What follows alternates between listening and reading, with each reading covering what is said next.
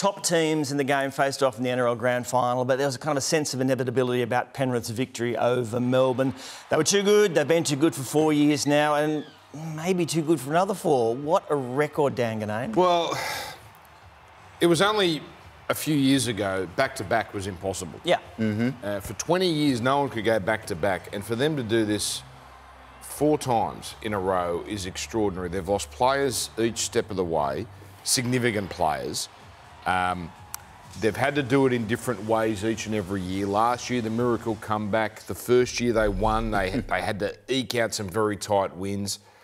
It's clearly an incredible system that Ivan Cleary and the Panthers have there. They were, at worst, the second best team this year, but they know how to win big games, and that's what... The 12 finals in a row, they only conceded 22 points in the finals. 22 points in 3 games.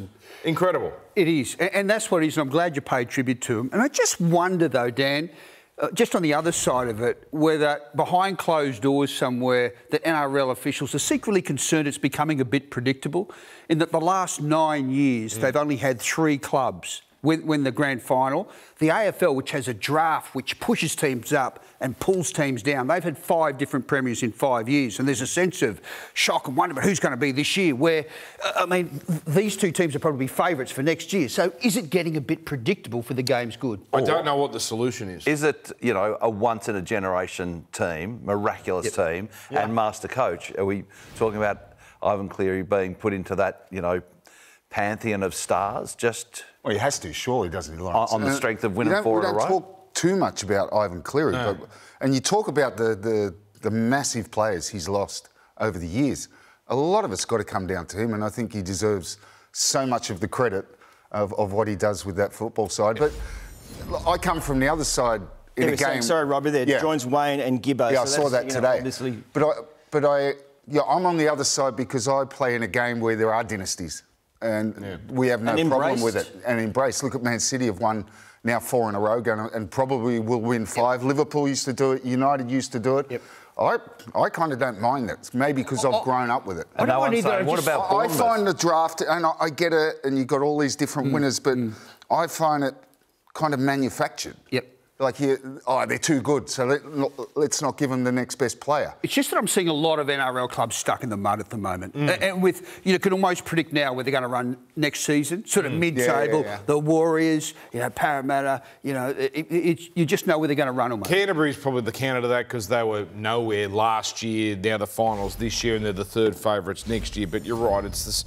bit same old, same old. The draft is illegal, though. It was beaten in court by the late Terry Hill in 1990, so it would only take one player to reject being drafted to somewhere he didn't want to go and take it to court, and that'd be the end of it. Totally. For all that, this was a grand final that I was super excited to get to, and I think most people were. As you said, it was certainly the best team of this year and the best team of the modern era going head-to-head.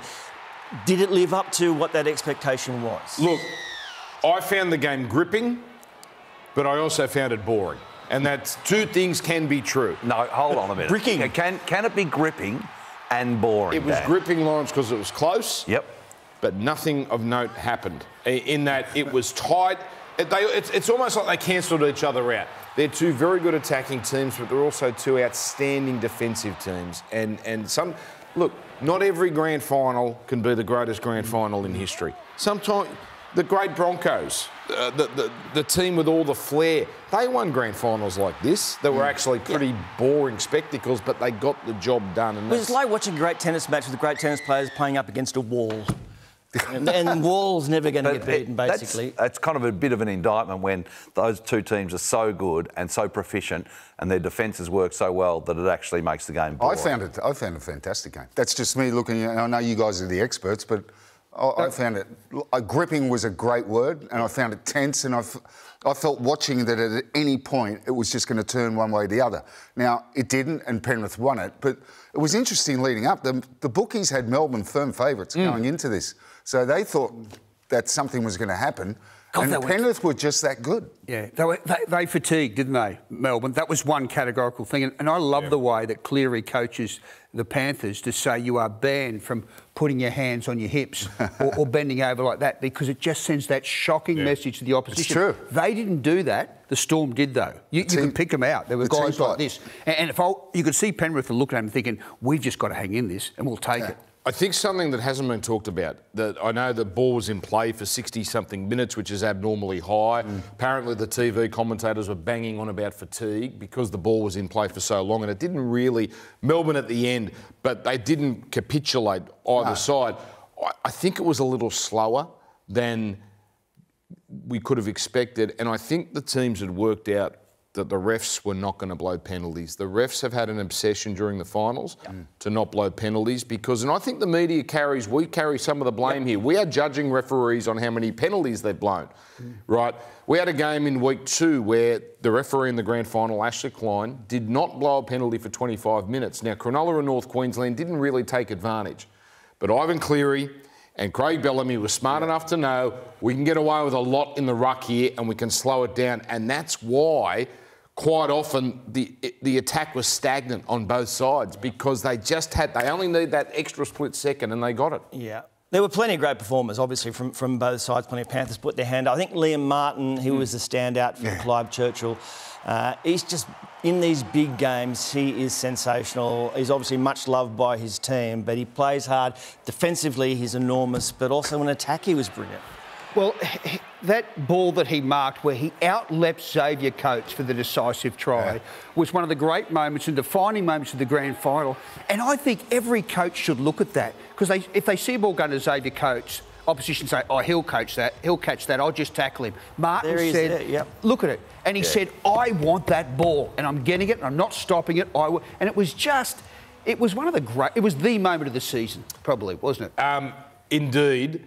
I love the comparisons between Liam Martin and Gordon Tallis that were made because, OK, he's got that raging bull mentality, Liam Martin, right? He's got the eyes rolling. The white line fever. But Gordon Tallis, what we forget about him, he would often come up with plays like Liam Martin did in this game to change momentum. Famously stole the ball off a South Sydney player to win a game in the last moments. He would often do little things like that, never out of the game. And that was Liam. Liam was always in this game, and that's the way he plays. Yeah. All right, outrage in commentary and online after the bunker backed the on-field decision of no try for this effort from Jack Howarth. Our monitor's out, so we can't actually see what's going on there. But we've seen it 1,000 times. We've seen it 1,000 times. As you can see there, though, this has been debate immediately after, throughout the game. Was it a try? Was it not a try? Dan, you've been looking at your phone for the last hour and a half. You've changed opinion a couple of times. Well, 5 minutes before the show. You've come with a firm decision now. You've made your mind up. My mind is, I still don't know. I think he got the ball down.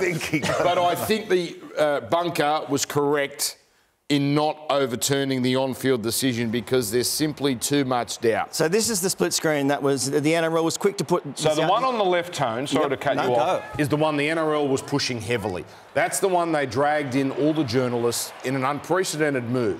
And they dragged in the Melbourne Storm and they showed them that on the left.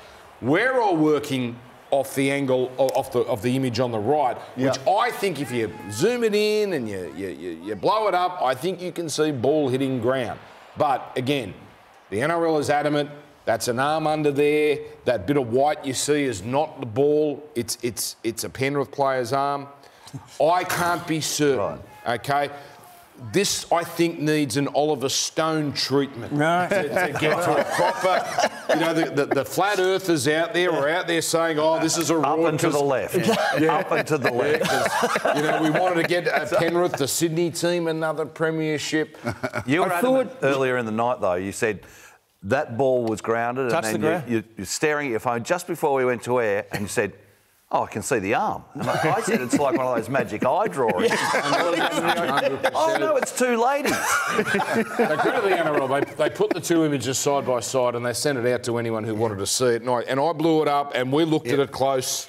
I was surprised they weren't storming into Channel 9 to show them because the whole country was in outrage, weren't they? Everywhere I was, everyone thought it was a try. But Howarth's reaction was interesting. Like, he wasn't outraged, was he? Like, normally if a guy gets it down and it counts against him, there's instant fury, where he was sort of mildly objecting, I think you'd have to say, but there wasn't that sort of instant, oh, my God. It was like he only thought he grounded it once he saw it on the screen, like the rest of us. Yeah. But I think you should stick with outrage and outroar. That's I'm outraged. I'm outraged. I'm always outraged. Being summoned into, pushed into a room, sounds very kind of Banana Republic.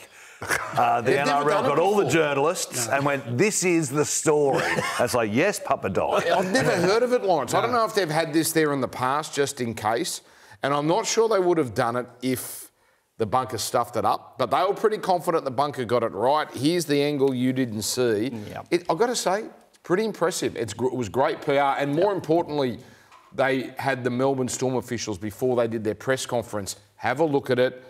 Here's the decision. This is why we went with no try. And that's why Craig Bellamy, who may have gone this way anyway, said, you know what, they were better than us. They deserved to win and we didn't. And to be fair, Graham Annesley's pretty fair, isn't he? Like, he'll come out on a Monday and he'll say, the ref got that wrong. If he's generally pretty good. I was impressed. Cameron Munster had no case to answer after being put on report for allegedly having a nip at Paul Alamotti's arm. He said but you are going to expect teeth at some point if your arm's around there, I suppose. It was absolutely the right decision that Cameron Munster faces no charge. I always feel sorry for rugby league players that get an arm thrust in their mouth, because I reckon you're entitled to own the space inside your own mouth. If someone enters my mouth, I'm sorry, there's no apology needed. Well, let's put it this way, Tony. If he put a finger inside his ear, are you entitled to complain? If he shoved it up his nose, are you entitled to complain? So if you go like this, should you hold it against him for going, oh? The next step was Hopper. Just the way to go through that. If someone did complain. Sorry. Actually, you've got me. You've actually got me there. The point being, time for a commercial break. If he sticks a finger in an ear, are you entitled to listen to it?